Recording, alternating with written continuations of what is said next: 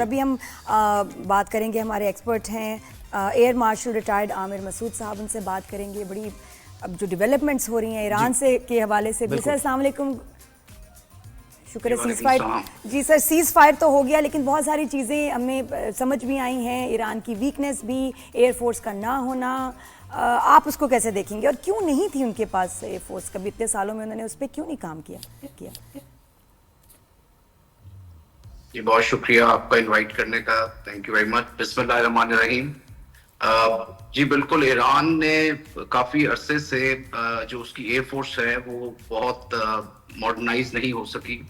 اس کی various reasons ہیں. ایک تو یہ کہ ان پہ سینکشنز بہت سویٹ لگی ہوئی تھی، تو ان کو کوئی بھی لیٹسٹ ٹرانسفر آف ٹیکنالوجی جو ہے اس کی اجازت نہیں تھی. صحیح. مگر ایران کا جو فوکس بھی رہا زیادہ تر ان سالوں میں، وہ اپنے میزائل پروگرام کی طرف رہا اور ڈرونز کی طرف رہا، جس میں انہوں نے کافی انڈیجنائزیشن کی اور کافی سارا ڈیولپمنٹ بھی کی اس کی. لیکن جو بھی جنگ ہے فیوچر میں بھی اور اب بھی، اس میں ایئر فورس کا ایک اپنا بڑا کلیدی کردار ہے. جو جہاز ہیں اسپیشلی ایئر فورس کے، ان کی بڑی امپورٹنس ہے، جو ہم نے پاکستان اور انڈیا کی جنگ میں بھی دیکھا کہ اگر آپ نے کسی طرح کا کنٹرول رکھنا ہے ایئر پاور کے لحاظ سے، جسے کہتے ہیں کنٹرول آف ایئر یا ایئر سپیریورٹی یا ایئر ڈومیننس، تو اس کے لیے جہازوں کا ہونا بھی بہت ضروری ہے. اور اس کے بغیر آپ جو ہے وہ کسی قسم کی جنگ جیت نہیں سکتے. اور نقصان بھی زیادہ ہوتا ہے اگر آپ کے پاس ماڈرن جہاز نہ ہو اور آپ کے پاس کنٹرول آف ایئر نہ ہو. اور اپنے جو ٹروپس ہیں جو گراؤنڈ پہ، اگر کسی طرح کی کوئی بڑی جنگ ہوتی ہے جس میں آرمی اور نیوی کو آپ نے سپورٹ کرنا ہوتا ہے، تو اس لحاظ سے بھی آپ بہت اچھی سپورٹ نہیں دے سکتے اگر آپ کے پاس ماڈرن جہاز نہ ہو. تو ایران کی جنگ میں ہم نے یہ بالکل دیکھا کہ اسرائیل اور امریکن اور ان کے اتحادی جتنے تھے، ان کی ایک ڈومیننس رہی، ایئر ڈومیننس. اور یہ وہ ہمیشہ مینٹین کرتے ہیں جب بھی کوئی ایکشن کرتے ہیں. آپ نے افغانستان میں دیکھا، عراق میں دیکھا، اور باقی جتنی بھی کنٹریز ہیں سیریا وغیرہ میں، کہ وہ ایئر پاور کو بہت بھرپور طریقے سے، انڈیپینڈنٹ طریقے سے استعمال کرتے ہیں. کیونکہ ایئر فورس ہی ایک ایسی فورس ہے which can go and strike the heart of the enemy. تو اس کا ماڈرنائز ہونا، اس کا اچھی ٹریننگ ہونا اور ول ٹو فائٹ ہونا بہت ضروری ہے کسی بھی جنگ کو جیتنے کے لیے اور اس میں اپنی ڈومیننس رکھنے. اور سر وہ اگر ان کے پاس ایک پاورفل ایئر فورس ہوتی، تو آپ کو لگتا ہے کہ جو بنکر بسٹر میزائلز تھے وہ ان کو ڈیٹیکٹ کیا جا سکتا تھا؟ جی ہاں، ان کو روکا جا سکتا تھا، جو ڈیمیج ہوا اس کو کنٹرول کیا جا سکتا تھا، یا ان کی اپنی اسٹیلتھ کوالٹی کی وجہ سے وہ پھر بھی پکڑے نہ جاتے؟ ایئر ڈیفنس سسٹم اگر بہتر ہوتا. جی جی بالکل. دیکھیں ایئر ڈیفنس سسٹم ان کا پھر بھی تھوڑا سا، یہ دو ڈفرینٹ کمپوننٹس ہیں. جہاز جو ہیں وہ ایئر سپیریورٹی مینٹین کرتے ہیں اور کنٹرول آف ایئر میں بہت ہیلپ کرتے ہیں، اور ان کا ہونا بہت ضروری ہے. اسی طرح جو ایئر ڈیفنس کے لحاظ سے میزائلز ہوتے ہیں جو گراؤنڈ سے ایئر میں مارے جاتے ہیں، وہ بھی ایئر ڈیفنس کا حصہ ہیں جس طرح جہاز حصہ ہے. تو جو ایئر ڈیفنس ہوتا ہے وہ کمپلیٹ، جس طرح آپ نے بات کی، یہ کمپلیٹ ایکو سسٹم ہوتا ہے جس میں یہ تمام چیزیں استعمال ہوتی ہیں جو کہ ملٹی ڈومین آپریشن کے لحاظ سے ہونی چاہیے. اور اس میں سائبر بھی آتی ہے، اسپیس بھی آتی ہے، کیونکہ اسے آپ جنرلی ایرو اسپیس پاور کہتے ہیں، ایئر فورس کی پاور، ایئر فورس پاور نہیں کہتے. تو اس لحاظ سے جہاز ہوتے ہیں، ریڈارز ہوتے ہیں، کمانڈ اینڈ کنٹرول سسٹم ہوتا ہے، میزائل ہوتے ہیں جو ہوا سے ہوا میں اور گراؤنڈ سے ہوا میں مارے جاتے ہیں. تو ان تمام کا جب ایک ایکو سسٹم بنتا ہے اور کچھ اور بھی کائنیٹک نان کائنیٹک مینز ہوتے ہیں، تو پھر ایک متحرک طریقے سے یا ایک بھرپور طریقے سے ایئر فورس جو ہے اس کی امپلائمنٹ ہو سکتی ہے.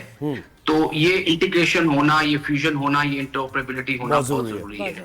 ایران جو ہے، جی ایران کے پاس جی بالکل آپ صحیح کہہ رہے ہیں کہ جہاز نہیں تھے، جس کی وجہ سے ان کو شروع میں نقصان بھی زیادہ ہوا. جب اسرائیل آیا اور اس نے 200 جہازوں کے ساتھ اسٹرائک کی، ان کی بہت ساری ہیومن ریسورس ہوئی، اس کو انہوں نے مارا، اس کے علاوہ ان کے انفراسٹرکچر کو مارا. جو بنکر بسٹر ہیں، دیکھیں امریکہ کی بہت ساری ڈومیننس ہے اور بہت ساری کنٹریز، بلکہ میں کہوں گا کہ بڑی اچھی ایئر فورسز بھی، امریکہ کی جو ایک ایئر پاور ہے اس کے خلاف ابھی تک کافی سالہ، مطلب ان کے پاس شاید ٹیکنالوجی نہیں آئی. کیونکہ امریکنز جب بھی اٹیک کرتے ہیں اس طرح کے، جس طرح کا B-2 بامبر تھا جو کہ بڑا ایکسپوز تھا، تو اس کے ساتھ ایک بہت بڑی اسٹرائک ہوتی ہے جو ریڈارز کو جیم کر دیتی ہے، جو بلائنڈ کر دیتی ہے کسی بھی اٹیک سے پہلے. اور پھر انہوں نے اپنی بیسس سے بھی فائر کرا، ان کی بیسس سے بھی فائر ہوئے تھے جو یہاں پر مڈل ایسٹ میں ان کی بیسس تھی. مجھے بتائیں کہ اس جنگ میں کیا جیت ایران کی ہوئی ہے؟ کیونکہ دونوں معاملات نہیں ہو سکے نا، ایک تو نیوکلیئر ان کا جو پروگرام ہے اس کو بھی نقصان نہیں پہنچا سکے، اور دوسری طرف رجیم چینج بھی نہیں ہوا ہے، تو اس کا مطلب ہے کہ پالیسیز ایران میں وہی چلتی رہیں گی اور ایران کسی بھی موقع پر آ کے نیوکلیئر پاور بن سکتا ہے۔ آپ کیا سمجھتے ہیں، ایران کی جیت ہے یہ؟ جی بالکل، دیکھیں جو دو آبجیکٹیوز آپ نے ذکر کیا کہ ایک ان کا نیوکلیئر کو نیوٹرلائز کرنا تھا اور دوسرا ان کا یہ مقصد تھا کہ ان کی جو رجیم ہے اس کو چینج کیا جائے، اور اس کے لیے انہوں نے بہت ساری پلاننگ کی ہوئی تھی 15 سال پہلے سے۔ اس لحاظ سے انہوں نے بہت سارے انسائڈرز کو بھی اپنے لیے موساد نے اور را نے استعمال کیا کہ وہ نہ صرف کہ رجیم چینج کی کوشش کر رہے تھے بلکہ اندر انہوں نے ڈرونز کی فیکٹری لگائی تھی جس سے انہوں نے بہت نقصان پہنچایا اور بڑی پن پوائنٹ ٹارگیٹنگ میں ہیلپ کی اسرائیل جب وہ ان کی سینئر ملٹری لیڈرشپ اور ان کے سائنسدانوں کو نشانہ بنا رہے تھے۔ تو یہ اس پرٹیکولر وار کی پلاننگ امریکہ اور اسرائیل نے بہت عرصہ پہلے کی ہوئی تھی۔ تو اس لحاظ سے اگر دیکھا جائے تو دونوں آبجیکٹیو جو ہے، جو نیوکلیئر ہے اس کو انہوں نے انفراسٹرکچر وائز نقصان ضرور پہنچایا ہے، لیکن اس کا جو کور ہے وہ ابھی تک میرے اندازے کے مطابق اور ایکسپیرینس اور نالج کے مطابق ابھی تک انٹیکٹ ہے۔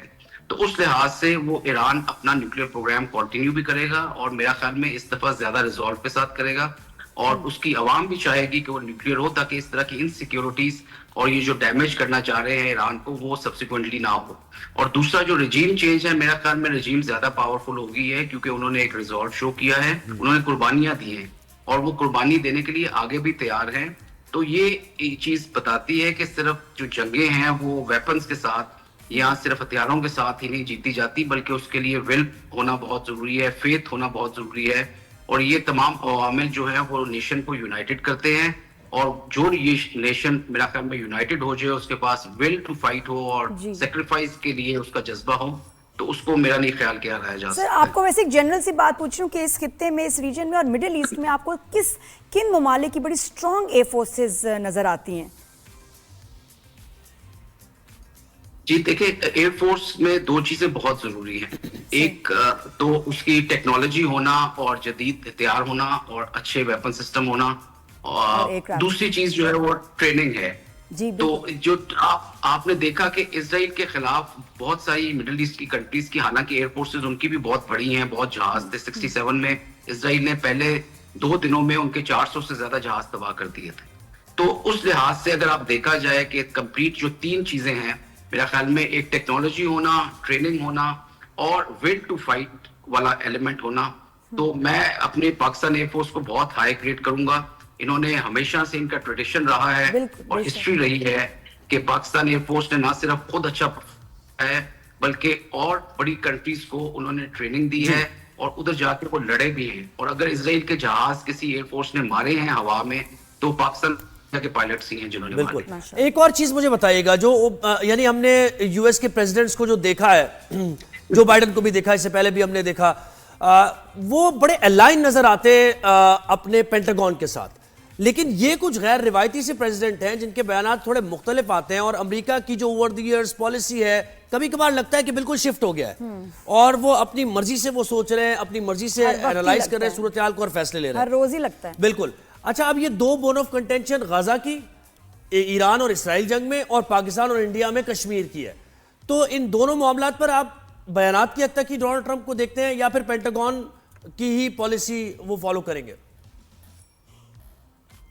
جی بالکل، آپ کی آبزرویشن ٹھیک ہے۔ جو ٹرمپ ہیں ان کی جو زیادہ تر جو میری پرسنل اس کے مطابق جو پرسنالٹی رہی ہے وہ تھوڑی بہت نارسسسٹ بھی رہی ہے اور ڈسیپشن والا ایلیمنٹ بھی ہے، اور وہ زیادہ کیونکہ بزنس مین رہے ہیں وہ بلیو کرتے ہیں کاسٹ بینیفٹ پہ، اور وہ ہر چیز کو مارکیٹ سمجھتے ہیں اور ہر کنٹری کے ساتھ وہ ٹریڈ والا ایلیمنٹ اور دیکھتے ہیں کہ بینیفٹ کدھر زیادہ ہے اور اسی کے ساتھ وہ زیادہ دوستیاں کرتے ہیں۔ تو یہ جو وار والا ایلیمنٹ ہے اس میں ان کی بڑی ایک انپریڈکٹیبلٹی اور آپ کہہ لیں کہ ڈسیپشن والا ایلیمنٹ بہت نظر آیا ہے، اور کانٹراڈکشنز بھی بہت تھی۔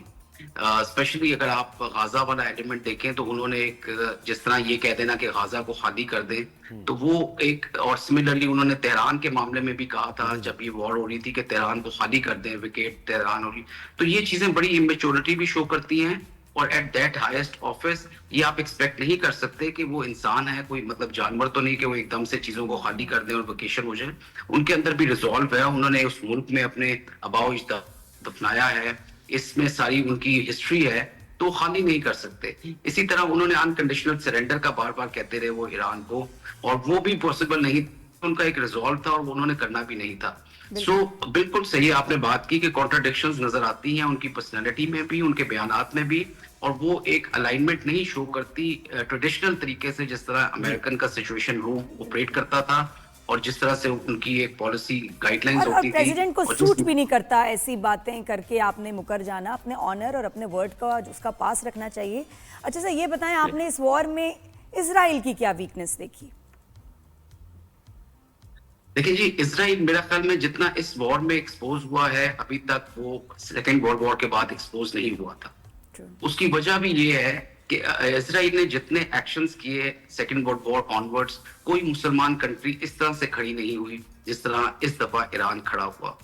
تو اسرائیل کا جو ایک میتھ تھا انمسیبلٹی والا, وہ اسی طرح ٹوٹا جس طرح ہندوؤں کا ہندوتوا والا ٹوٹا جب پاکستان ایئر فورس نے ان پہ پریویل کیا. تو میرا خیال میں اسرائیل کے پاس اب اگر آپ دیکھیں تو یہ کیپیسٹی نہیں تھی کہ وہ ایران کے جو فیروشیس قسم کا ان کی جو ریٹیلیشن آئی تھی اس کو فیس کر سکتا. اور اسرائیل کے پاس بہت ساری جو ہیں وہ ویکنیسز ہیں, بہت ولنریبلٹیز ہیں, وہ ساری ایکسپوز ہوئی اس جنگ کے دوران. اور آنے والے دنوں میں میرا خیال میں مسلمان ممالک جو درمیان میں ہیں ان کو بھی پتا چلا ہوگا اور اندازہ ہوا ہوگا کہ یہ جو جنگ ہے, جو اسرائیل ہے, اس کے اندر کوئی انوینسیبلٹی والا چکر نہیں ہے, وہ اس ریجن کا بدماش نہیں بن سکتا.